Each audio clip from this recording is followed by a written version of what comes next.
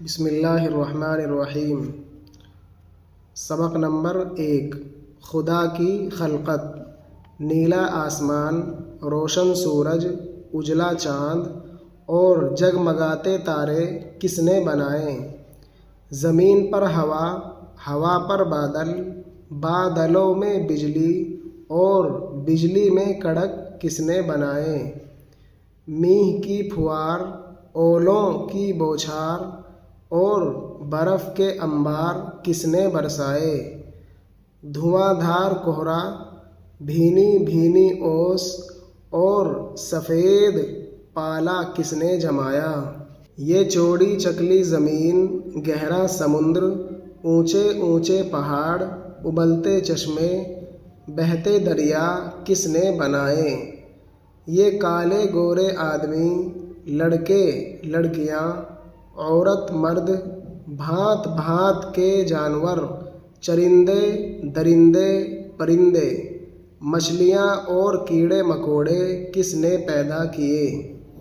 یہ ہرے بھرے درخت اور بیل بوٹے، ان میں رنگ برنگ کے پھول اور کھٹے میٹھے رسیلے میوے کس نے لگائے؟ یہ سب چیزیں خدا نے پیدا کی ہیں جو بڑا مہربان اور کل عالم کا نگہبان ہے۔ وہی سب کو پالتا اور روزی دیتا ہے، وہی جلاتا اور مارتا ہے، وہی بناتا اور بگاڑتا ہے، وہ ہمیشہ سے ہے اور ہمیشہ رہے گا۔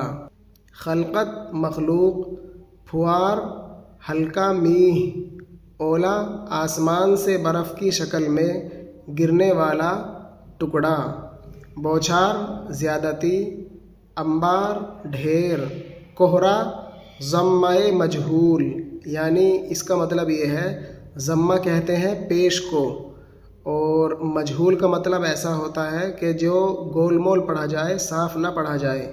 جیسے اصل تو کاف ہا پیش کوہ ہونا چاہیے، کوہرا، لیکن کوہ نہ پڑھ کے اس کو پڑھا جا رہا ہے کوہرا، تو یہ جو بیچ کا سا پڑھا جا رہا ہے، مجہول کر کے پڑھا جا رہا ہے، اس کو بولتے ہیں مجہول۔